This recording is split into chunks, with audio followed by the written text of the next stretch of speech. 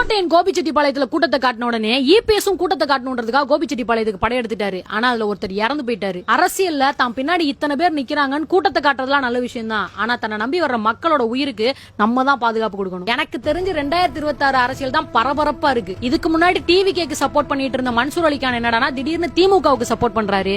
திமுகனாலே ஆகாதுன்னு சொல்லிட்டு இருந்த ஓபிஎஸ் என்னடானா அடுத்த அரசியல்ல திமுக தான் ஜெயிக்கும்ன்றாரு. 50 வருஷமா ஒரு கட்சியில பயணிச்ச செங்கோட்டையன் அவர்கள் இன்னைக்கு டிவிகேல போய் சேர்ந்த உடனே டிவிகே தான் அடுத்த ஆட்சி அமைக்கும்னு சிலர் பேசிட்டு இருக்காங்க. என்ன பொறுத்த வரைக்கும் செங்கோட்டையன் டிவிகேக்கு போனதுனால ஒரு சின்ன மாற்றம் நடக்குமே தவிர ஆட்சி அமைக்கும்னு சொல்ல முடியாது. செங்கோட்டையன் அவர்கள் அதிமுகவை முடிச்சு விடணும்னு நினைச்சிட்டாங்க. இபிஎஸ் கோபிச்செட்டிப்பாளையத்துல செங்கோட்டையனை முடிச்சு விடணும்னு நினைச்சிட்டாங்க. என்டிகே டிவிகேவை எப்படியாவது முடிச்சு விடணும்னு நினைச்சிட்டு இருக்காங்க. டிவிகேவும் என்டிகேவும் சேர்ந்து டிஎம்கே இந்த எலெக்ஷன்ல முடிச்சு விடணும்னு நினைச்சிட்டு இருக்காங்க. ஆனா இவங்களா நினைச்சா டிஎம்கே முடிச்சு விட முடியாது. 2026ல டிஎம்கே ஜெயிக்கிறதுக்கு தான் பாசிபிலிட்டி அதிகம். ஏன்னா டிஎம்கே கிட்ட இருக்கிற கூட்டணி அந்த மாதிரி தமுமுக, விசிக, மதிமுக, கம்யூனிஸ்ட் கட்சி இவங்க எல்லாருமே டிஎம்கே கூட இருக்காங்க. அதுக்கும் மேல திமுகவை முடிச்சோம்னா இந்த கூட்டணி எல்லாம் திமுக கிட்ட இருந்து பிரிக்கணும். அதுவும் அவ்வளவு ஈஸி கிடையாது. தமுமுக, விசிக, கம்யூனிஸ்ட் மூணுமே பேர்ல வேற வேறையா இருந்தாலும் கொள்கையில ஒண்ணுதான். பாஜக தமிழ்நாட்டுக்குள்ள வரக்கூடாதுன்றது. திமுகவை தவிர வேற யாரு கூட கூட்டணி வச்சு அவங்க ஜெயிச்சாலும் பிஜேபி உள்ள வர்றதுக்கு சமம் தான் அப்படின்றது அவங்களுக்கு தெரிஞ்சதுனாலதான் வேற யாரு கூட அவங்க போக மாட்டாங்க. அதுக்கும் மேல திமுக முடிச்சோம்னா அதை திருமாவளவன் தான் முடிவு பண்ணணும். அதனாலதான் திருமாவளவனுக்கு எதிராக தலித் மக்களையே திருப்பி விட்டாங்க.